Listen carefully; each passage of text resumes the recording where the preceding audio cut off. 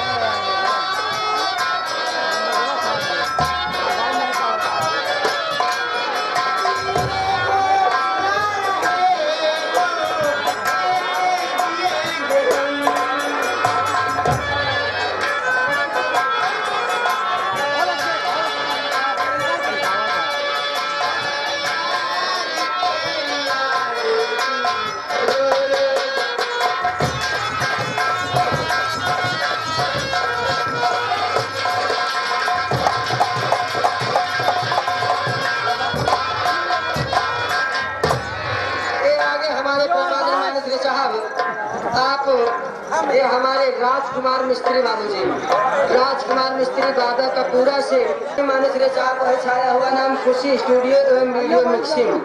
खुशी studio एवं video mixing 4K video recording, photography, drone camera, Karishma album, photo live TV telecast, जिसके proprietor हमारे मोहन पटेल भैया, पता गदियानी चौराहा सुराव प्रयागराज। इनके तरफ से 1 रुपये का पुरस्कार, जो कि इनका चैनल चल रहा है सामने, और साथ में हमारे SK म्यूजिक संसार जो कि लाइव प्रोग्राम चल रहा है हमारा, और हमारे म्यूजिक भैया, ये सभी YouTube चैनल पे ये प्रोग्राम दिखाई देता है और सभी नौटंकी पार्टी का प्रोग्राम होता है, दिखाई पड़ता है। आप लोग इनके चैनल को लाइक करें, सब्सक्राइब करें, सपोर्ट करें और लास्ट में बेल आइकन जरूर दबाएं। लेकिन कहना क्या है मैडम जी?